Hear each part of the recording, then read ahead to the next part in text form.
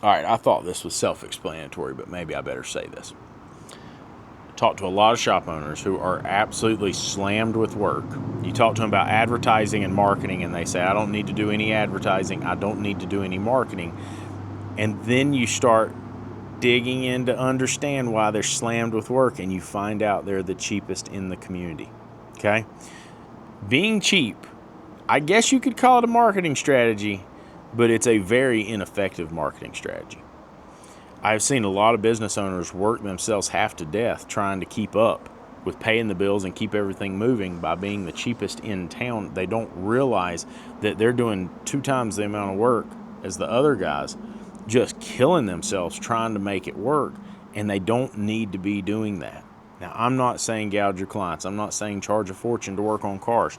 It is expensive to fix cars these days. We all know it. I'm just saying that you should not make a strategy which says I'm going to be the cheapest in town and that's how I'm going to attract clients. You will absolutely pack your parking lot full, but you're going to pack your parking lot full of people that you don't necessarily want to be working for.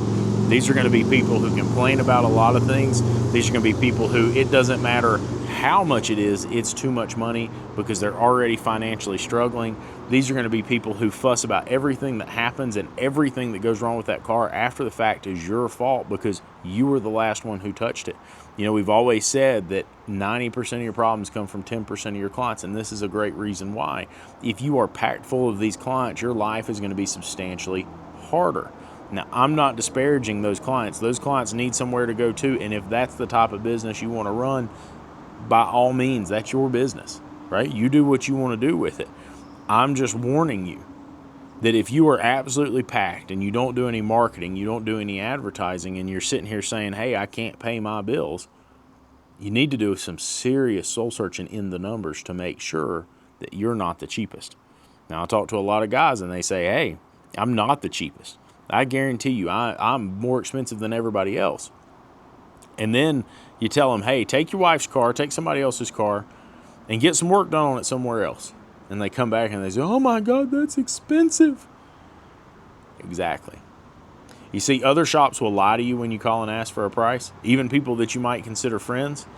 And you might be looking at another shop and thinking that, hey, they're this price, or that client said they're this price.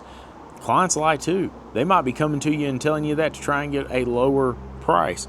You can't just take things like that at face value. You have to do some research. You have to do some market research, if you will, and understand exactly what you're getting into first.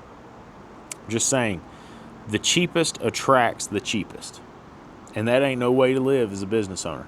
I've tried it. I promise. Y'all have a good one.